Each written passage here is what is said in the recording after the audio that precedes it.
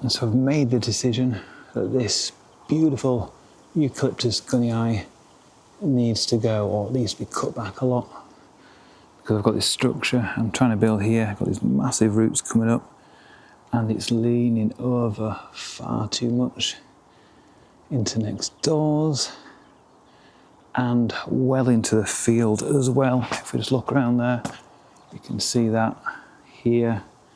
All that growth is all into the field, and when the wind goes, it's pushing it right over that way. So if it does go, after I've built my structure, it would destroy the structure, it would destroy the fence, fall into the field, and be a massive pain to deal with, potentially cause damage next door as well. So we're gonna chop this down, and it's well over 10 meters tall, probably about 15 meters tall, huge eucalyptus that's grown like this over the last 10 years from a small plant about 4 or 5 foot tall when planted, right into this absolute monster. My biggest exotic plant in the garden is about to be toppled, or at least pretty much decapitated. So that's the Eucalyptus Gunnii in the garden. It's time to chop it down, and when we look back up, we should see that this trunk has now been chopped back. So the eucalyptus is now down, and it's really opened up this space. I look above, yes, I can still see one big eucalyptus here, but there's a great big space up into the sky now that I can see. So won't have the big issue, which I did have with the pigeon drop-ins on this area as much. It means my structure that I'm going to build very shortly in this area won't be threatened by the roots coming up, the tree falling over, branches falling on it. So it's got more space, more security and safety in this area.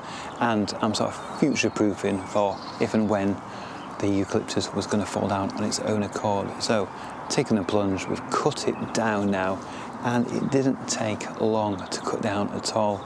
Just got to chop some of the big branches off and then cut down that trunk, and I've left it actually, what's left of the trunk here, to about 3 meters tall. And the idea is I didn't want to completely get rid of the tree. I still like looking at this trunk, and it's still alive, and eucalyptus trees do normally respond really well to cutting back and pruning, or pollarding in this case. So we should see, because it's start of April now, starting the growing season, lots of new growth forming over summer around here, and lots of juvenile foliage coming out.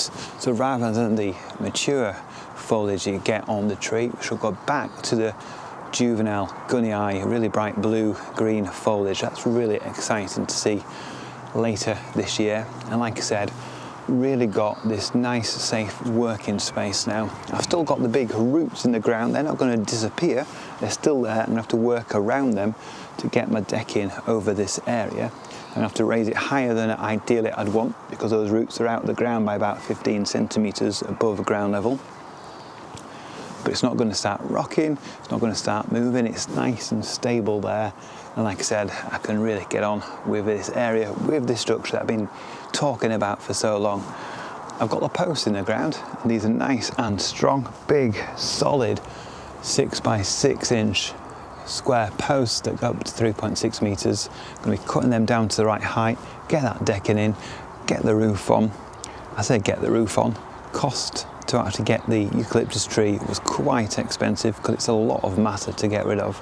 It's probably, I'm totally guessing now, but it's probably talking more than a ton of wood and branches to get rid of. As you can hear, some more work is going on next door, cutting down some more. So I'll just wrap up this section by saying that expensive cutting down eucalyptus means I don't have all the budget I wanted to finish my project when I wanted to this summer. So we might not get a roof on it, we should get the decking paths though before the open day.